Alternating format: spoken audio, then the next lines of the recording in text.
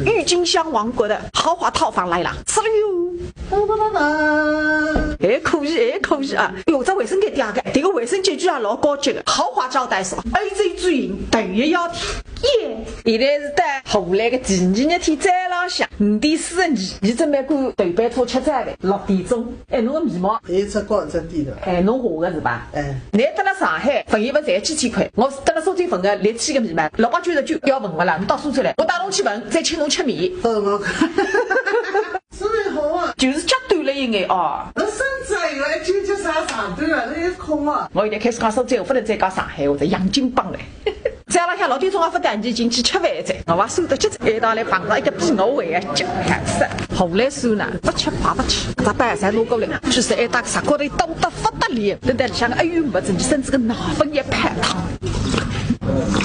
后来呢？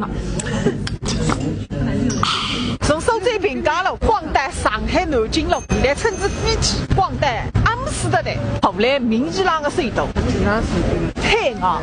来17世纪的辰光，后来是世界上向最发达的国家。当辰光全世界一共只有2万只商船，后来才有1万5，连个贸易额占到全世界的一半。贸易额晓得是啥个意思吧？大户的成交金额晓得吧？对个。面积只有41000平方公里，相当于啥个概念？中国的2/3，而且最结棍的是啥么子？人家写的做芯片最重要的光刻机市场份额占到全世界的80%。你哪晓得啊？不晓得还做自媒体的，你还是拍照片的你的。Hello， 你拿出来个手个，组织摄影师。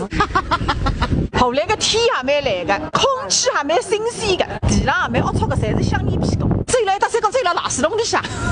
传说当中的阿姆斯特丹市政厅单子，欧洲的味道出来了。后来有1/4的地方低于海平面，所以一幢房子来3个辰光，当至13000根木桩。一直到现在为止，阿姆斯特丹市长为了里向办公，谁是不晓得个市委书记了落得上班哇？